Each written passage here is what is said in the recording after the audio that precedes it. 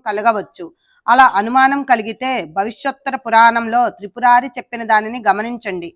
ఇదంతా సాయి యొక్క ప్రేరణే అయినా లౌకిక రీతిని పాటించటానికి భక్తుల శ్రేయస్సు కొరకు ఈ రచనను ఆమోదించారు. అప్పటి నుండి శ్రీ సాయిలీల మాసపత్రికలో నెల నెలా సాయి సమర్థుని కథలను శ్రోతలు చాలా ప్రేమతో పఠించారు. ఈ కథలను ఆమోదించేవారు సాయియే. వారే నా బుద్ధిదాత. మూల చైతన్యాన్ని ప్రేరేపించేది వారే. వారి కథలను వారే చెప్తారు.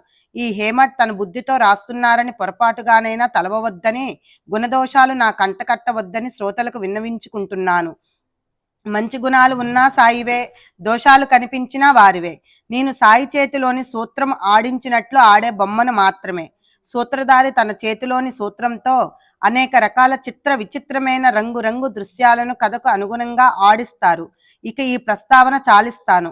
క్రొత్త కథా విశేషమేమిటా అని శ్రోతలు ఉత్సుకతతో ఉన్నారు కదూ. ఇప్పుడు గురువు మరియు వారి భక్తుల మహిమను గానం చేస్తాను. గత అధ్యాయాన్ని ముగించేటప్పుడు తరువాతి అధ్యాయంలో స్మరణకు వచ్చిన దానిని చెప్తానని అన్నాను.